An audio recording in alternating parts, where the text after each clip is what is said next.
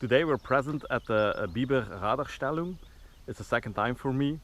I'm going to keep my intro short. I just want to thank everybody for watching my movies, because a year ago I started here filming my reenactment movies. So thank you, and I hope you enjoy this video. Today I will also follow the bunker tour and give you a small overview of this Biber position. This is the start of the bunker tour, and we will follow the route indicated on the map above. At point 1, a few meters further, we can already locate the first bunker. The Flakbunker. Built to house operators, anti-aircraft guns and to store ammunition. This year this bunker is closed for public, but if you want to see the inside, definitely check my video of last year where I filmed the inside.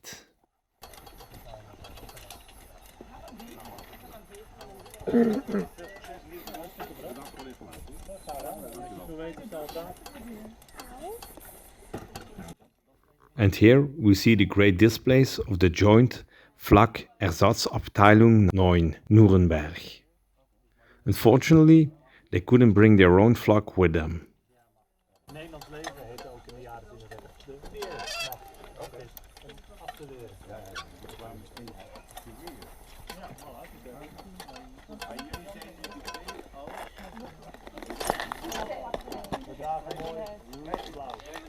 An open bed, the Geschutzstand, was installed on the roof. A FLAK was a Flugabwehrkanone that was set up on top of this bunker and is on display at the Biberbunker.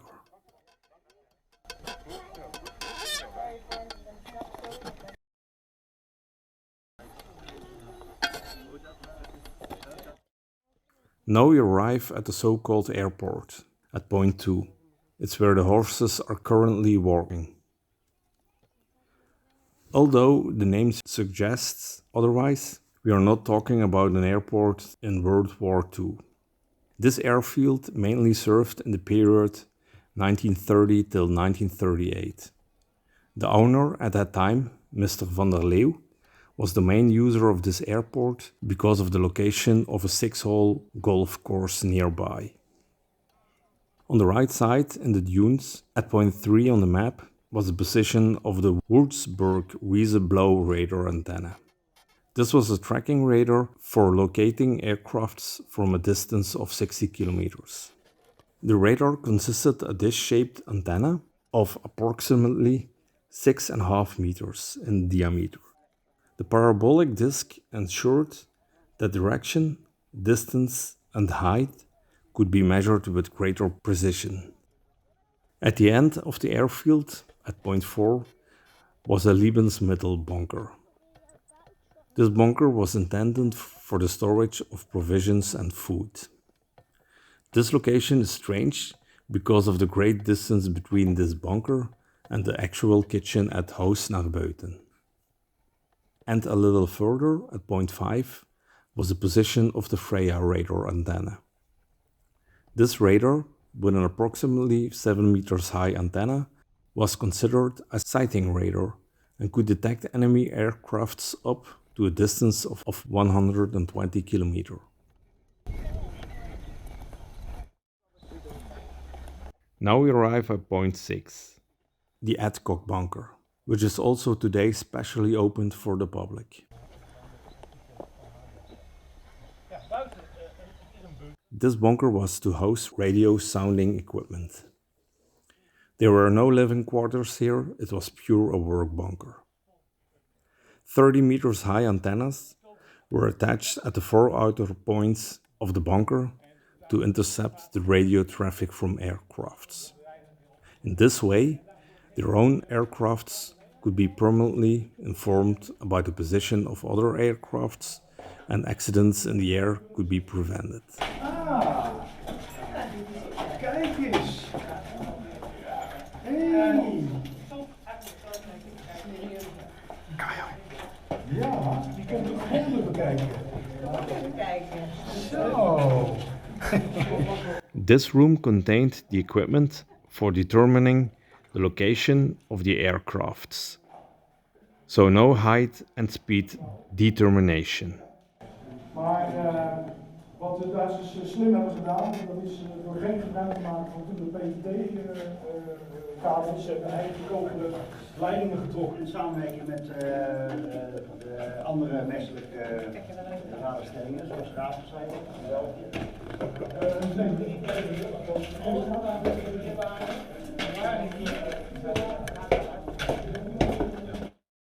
And now in front of us, under the Dune hill, was the position of the Werkstattbunker, one of the two bunkers that were set up as a workshop, especially intended for the repair of radio communication equipment, the equipment of measurement data, and the storage of spare parts. The mechanics of the radars were not working in this bunker. These were located by the two Würzburg Riese radars. And here we are at point 8. The Küverbunker 428, a 12-man crew accommodation with day and night quarters. There were no fewer than 14 of this type in the position. Now let's have a look inside. And this bunker is equipped by Kampfgruppe Bockmann. Believe it or not, this small room was originally furnished as a bedroom for 12 people. On the table is a display of a non-commissioned officer of the propaganda company with, among other things, an original Erika typewriter, a field telephone, meldtasje, and various kriesberichten documents and stamps.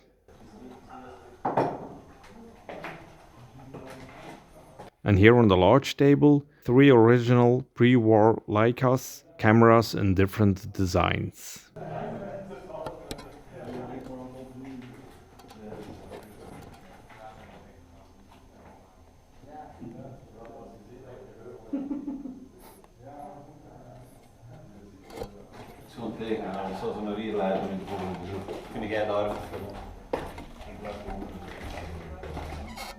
And now we enter the large room. This room was the original day room of the soldiers, but now furnished as a sleeping and relaxation area.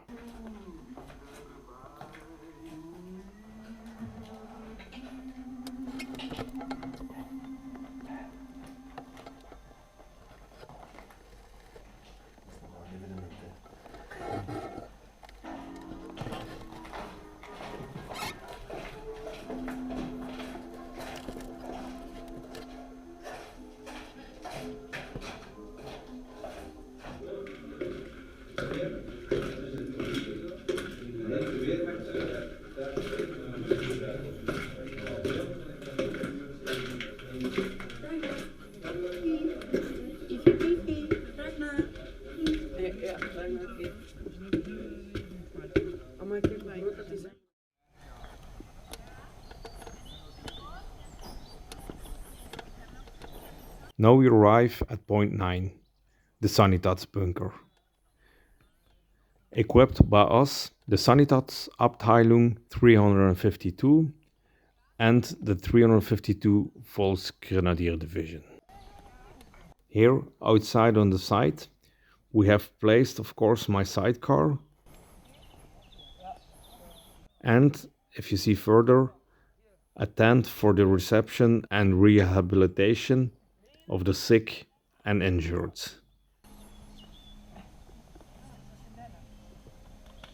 Iets moderner.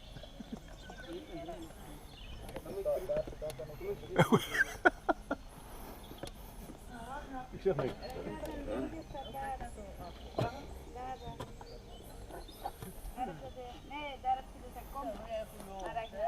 Ik heb spalken, hè, trouwens. Ja. Nou, dat zou niet wassen niet, hè? Mama! Maar ik heb het over mijn.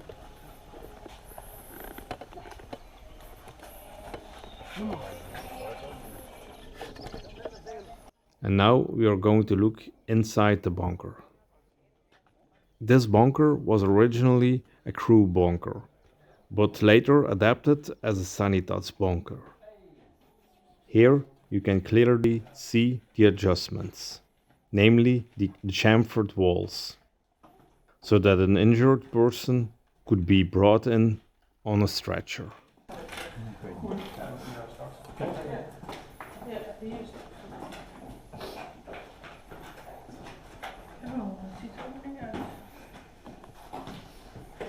The first room is furnished with medical equipment to provide first aid to the wounded or sick.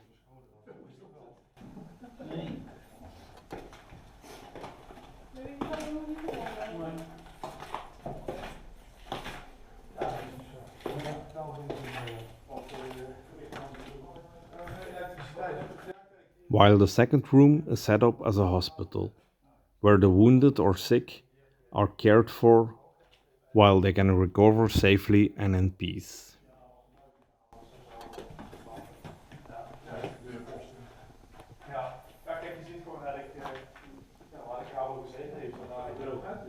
Ja, dat is wel fijn. Dat is ook wel met de koer beneden. Weet er niet in. We zetten hier doorgang. Ja, de deur zit er vooral veel bekkenwater. Hier is ook gelijk wat kijken. Scheuren in de muur hier zo. Even kijken. Dan rond. Hallo. Harnaar. Zo, ja. Zo.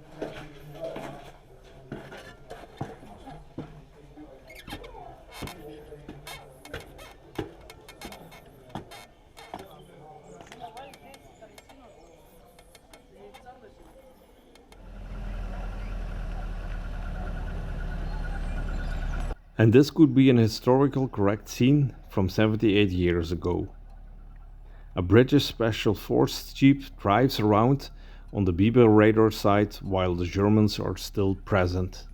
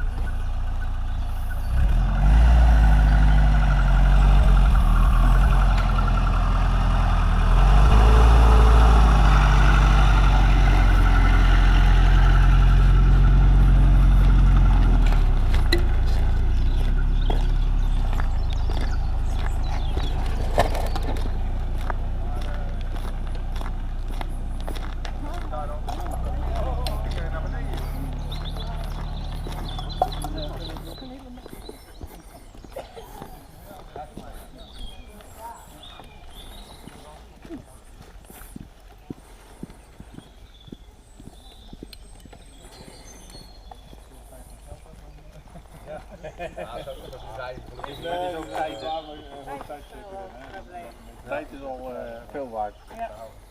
Nee? Zeker.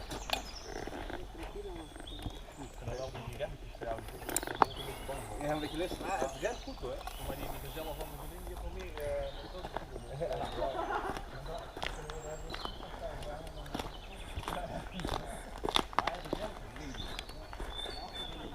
Now we arrive at the Biberbunker Museum.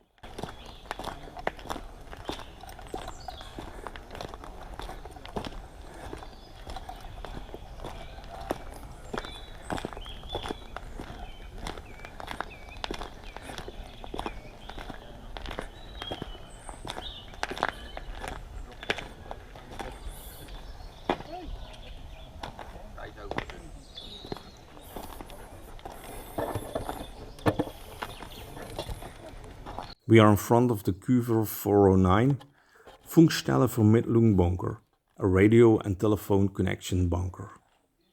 This bunker was divided into a Funkraum, which contained radio communication equipment for land radio traffic, and a Vermittlungsraum, a room for telephony and telex, and was connected to other bunkers, but also the mortar pits and field telephones.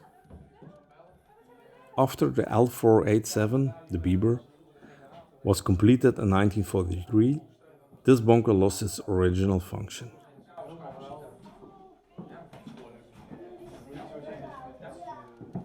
This bunker is equipped by living history group the Blau, Grünen, Teufel, and they are also 2 members of our group.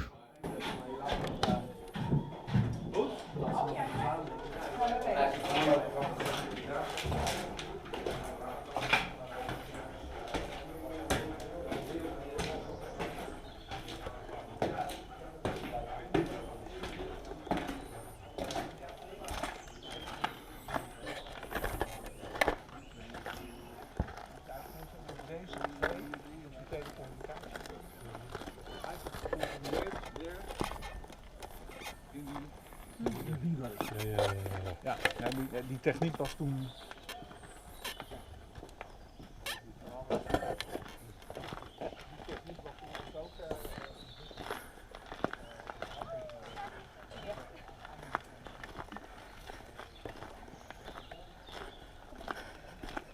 Now we're going to point 10. Is the Seeburgbunker located. This bunker was the initial heart of the radar position, the forerunner of the Biberbunker.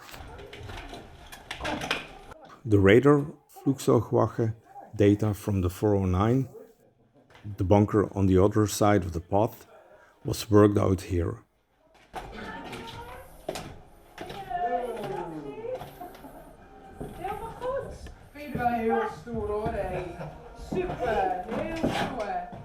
These drawings in the room are probably applied by the Dutch armed forces after the capture of the bunker.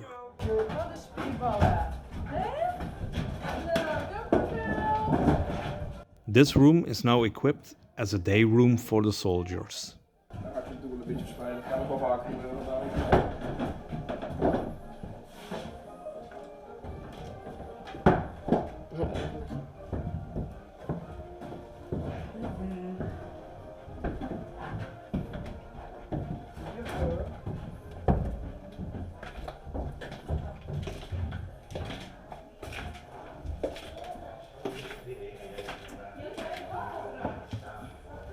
Here, in the middle of the bunker, 2 vertical screens were set up with overview maps of the area.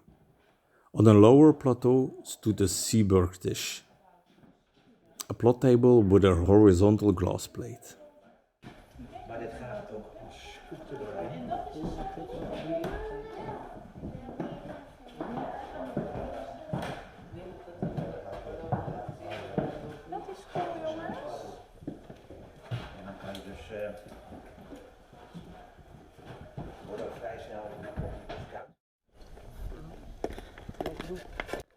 We are in front of the central command bunker of this position, the L487 Bertha bunker, or as it's more often called, the Biberbunker.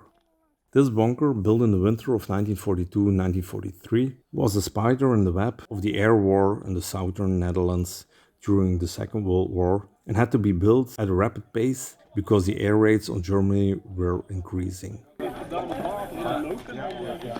Outside the Biberbunker, the Dutch reenactment group 4045 have set up their displays with this great and fully working German field kitchen that the Germans came to refer to as a Gulaschkanone, goulash cannon, because the chimney of the stove resembled ordnance pieces when disassembled and limbered for towing. This group provided us with 3 delicious meals a day during this event. It was great to see these guys working so hard, so we didn't go hungry. Now a quick overview of their base camp.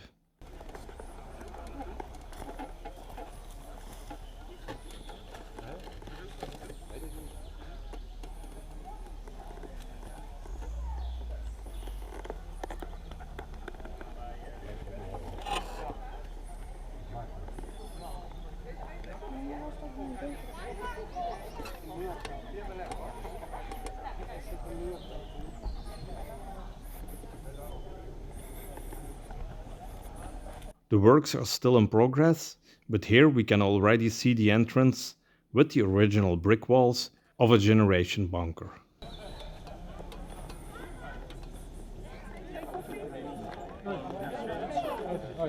Orkest maken wij. Hij doet zeg maar een beetje. Ja, jongens, deze meneer gaat ons de weg wijzen. Een gevangenis?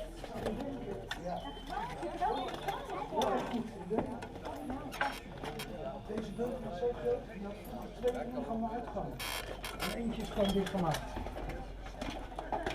Zie je dat? Laat even de EHBO, die heb je natuurlijk in Nürnberg ook nodig, hè? And this year I want to give you a very small glimpse inside the Biberbunker.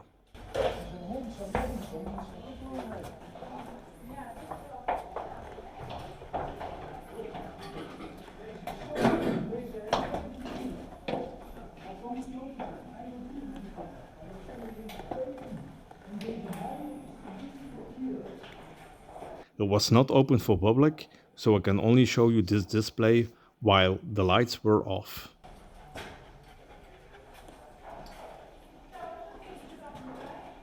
And in this room, you'll see some parts wreckage of a Royal Air Force Spitfire that crashed into the North Sea in 1942-43.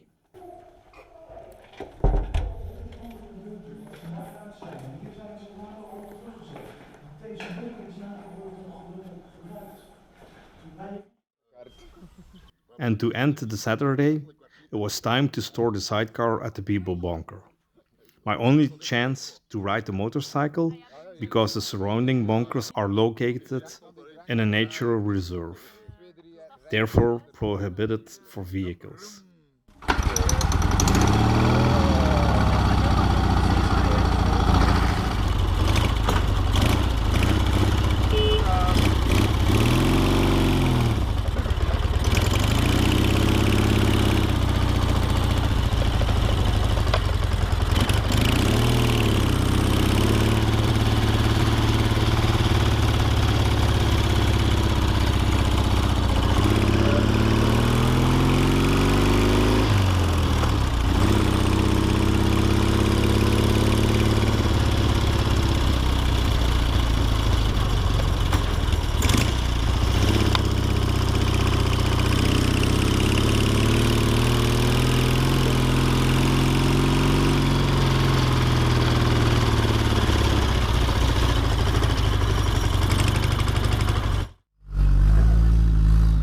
And fortunately again on Sunday morning, to ride back to the Sanitätsbunker.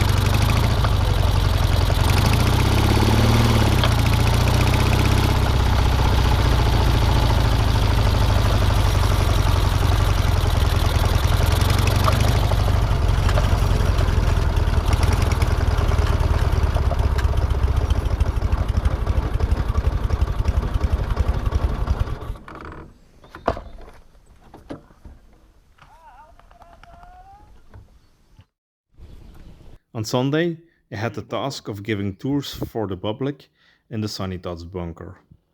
But every now and then, I had time to film some of the reenactors who passed by.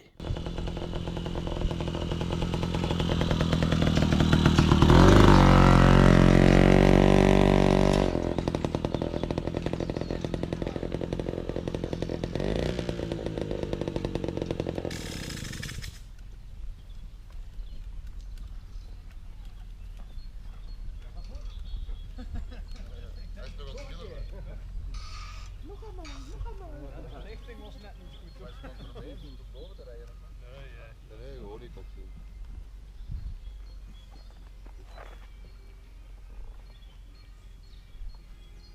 Ja, prachtig. Ja, echt goed.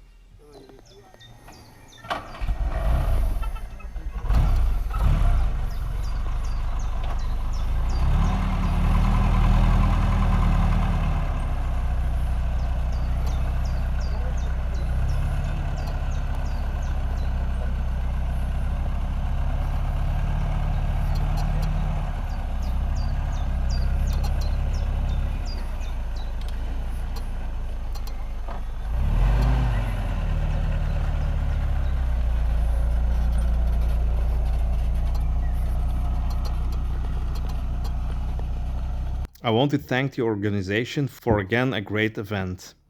It was nice to see everybody again after 1 year.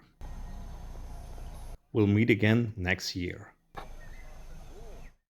Thanks for watching. Please like, subscribe and hit the bell button.